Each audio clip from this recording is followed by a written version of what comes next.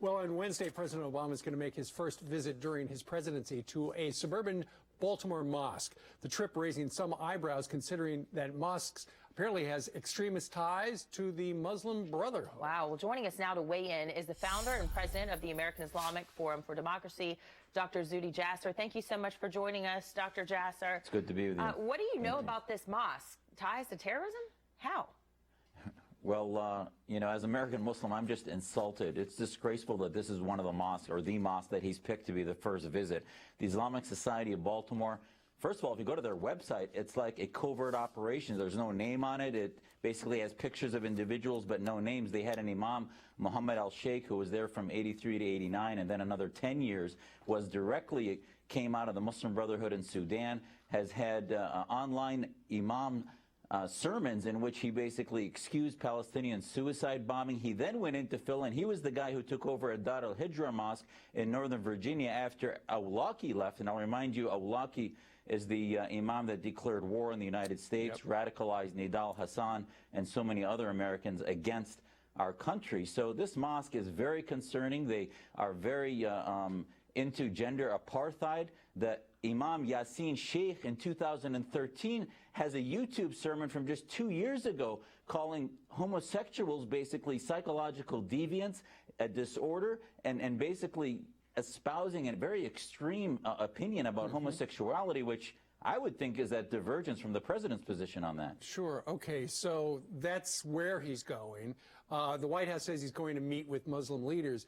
But you say, you told one of our producers, this is just a political stunt. It really is. I mean, look at the time he picked to do this. It's right before the National Prayer Breakfast. He's using our Muslim community as a backdrop, partisan politics, to basically check the box that, oh, he's with the Muslim community. Not the normal ones, basically the radical ones, but forget that. He's with the Muslim community, against those bigots, etc., when in fact the countries he closes up to, be it Iran or Saudi Arabia, mosques in America that are in bed with governments like Iran, Saudi Arabia, Deobandis of Pakistan, are actually against diversity in our faith. So he insults our community by cozying up to radicals who have extreme views incompatible with America. They believe in the Sharia state. I mean, let's see how this mosque operates. They separate men and women. They're into gender apartheid, anti-homosexual rights. So that's who represents us Muslims, and he's using it as a backdrop to say, oh, the pictures this week of him meeting with Muslims, talking about diversity, talking about equality, will make Republicans look bad. So our Muslim community is all about a backdrop of partisan one-upsmanship rather than real reform that the president should lead domestically and globally. An exit question, Dr. Jasser. Do you think the president will try to get these Muslim Americans to stand up and speak out against radical Islam and differentiate themselves? Not only no, but hell no, because he's picking a mosque that ignores our Muslim reform movement, ignores Muslims that want to reform, against theocracy, against political Islam.